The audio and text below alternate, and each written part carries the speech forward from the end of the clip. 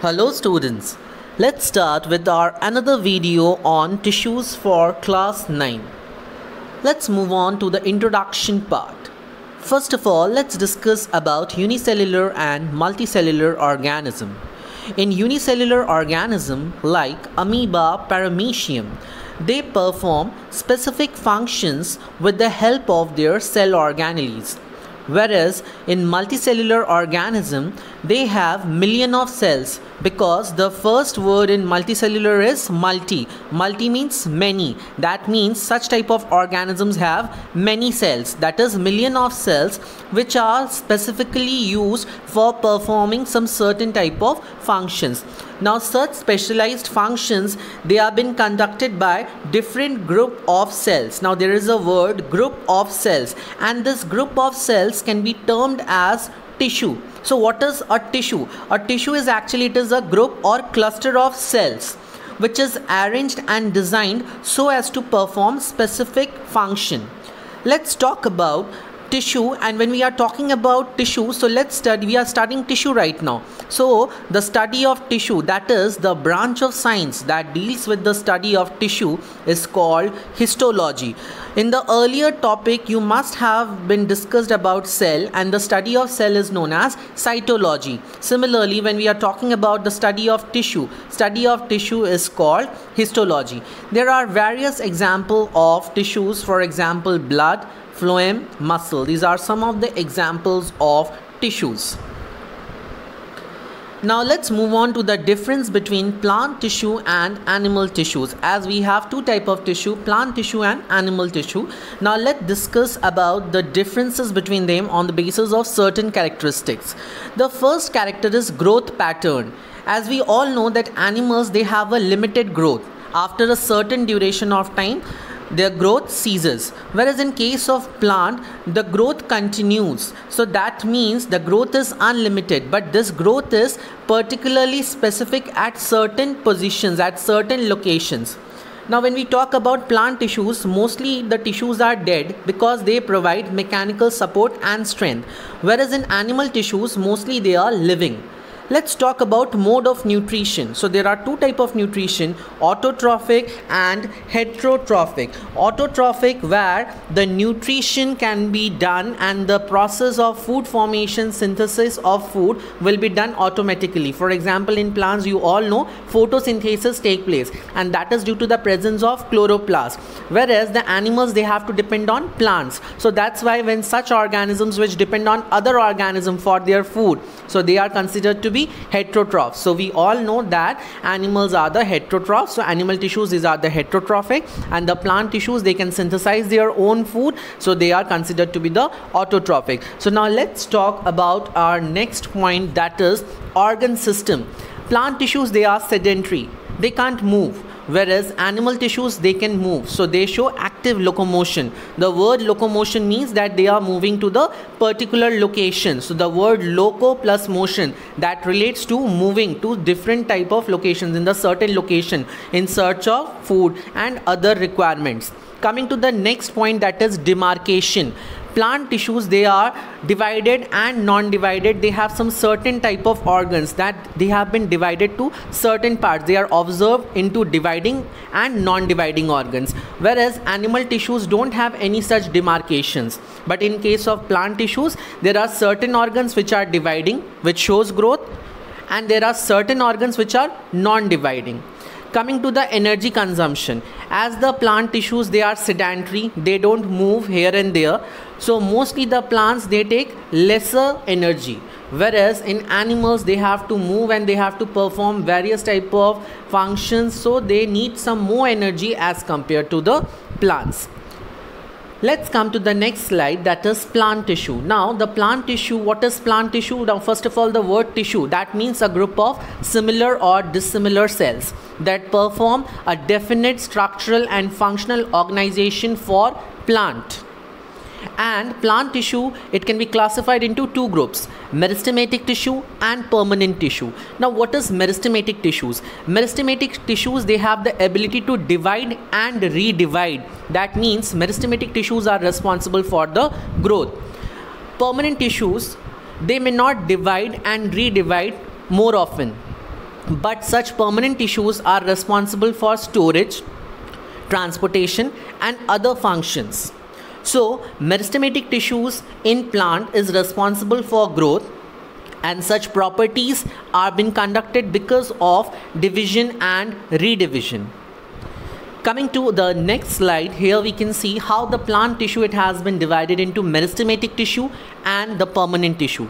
Meristematic tissue has been classified into three parts: apical, intercalary, lateral. These three parts of the meristematic tissues have been demarcated, they have been mentioned on the basis of location, the particular location of plant where this type of meristematic tissues are present, and they are responsible for the growth.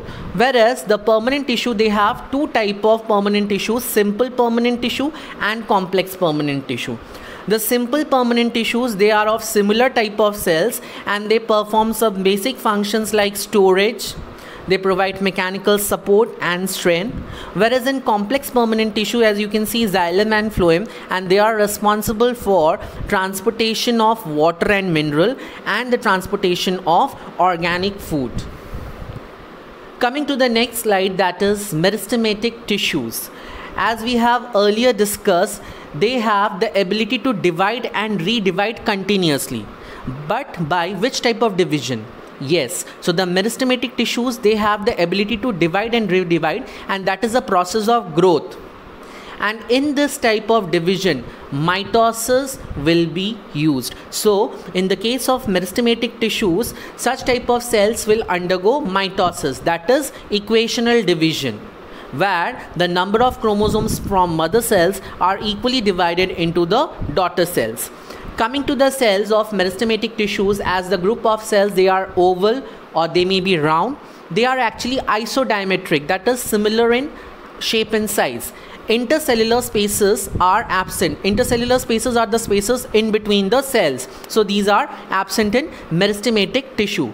On the basis of location, on the basis of position in the plant, in the part of the plant, this meristematic tissues are classified as apical, lateral and intercalary. New cells produced by meristem, they further get modified into the permanent tissue. So now the question comes, where the permanent tissue come from? They come from the meristematic tissues. So the meristematic tissue, they form new cell, they keep on dividing and redividing, forming new cells, and further when they grow and they mature, so such mature tissues, they get converted, they get modified into permanent tissues. Cell of these tissues are very active, as we all know, because they are on a continuous process of division and redivision. They have dense cytoplasm, they are very compact, they have thin cellulose walls, prominent nuclei, and they lack vacuoles. Now there is a question, why they lack vacuoles in the case of meristematic tissue? So as you know that vacuoles are responsible for storing mineral, nutrient and cell sap, and it provides turgidity and rigidity. So in this case, when the vacuoles are present, then it may cause hindrance in the cell division. So to stop this process, rather than inhibiting this process of cell division, what has to be there? These vacuoles have to be removed out. So they lack vacuoles. So why they lack vacuoles? So that the cell division may take place easily. Coming to this next slide, types of meristematic tissues. So you can see that there are different types. We have three types: apical, lateral, intercalary. Apical meristem, what is the location? Growing tip of the stem and root. The word apical comes from epiphysis. Epiphysis, that is the tip. What is the function? It increases the length of stem and root. Lateral meristem, by the word lateral means side. It is present at the sides of the roots and stem. It increases the thickness of the stem and root.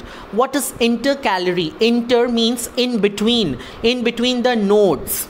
Nodes may lead to leaves or new branches. So these are present at the base of the leaves or nodes, or maybe in the internodes, intercalary meristem, and they are responsible for the growth of internode and leaves. Students, so now in this slide we will discuss about the type of meristematic tissues, their locations and their function.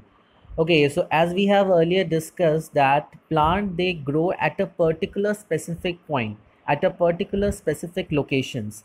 So now let's talk about the meristematic tissues the tissues which have the ability to divide and redivide.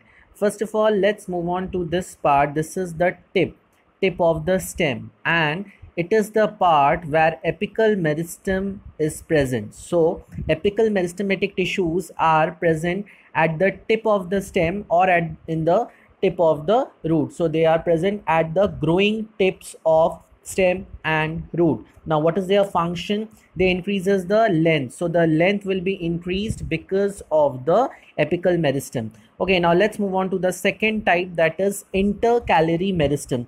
Intercalary meristem, now where they are present at the base. You can see this is the base of the leaf nodes, or in between the internode. What is internode?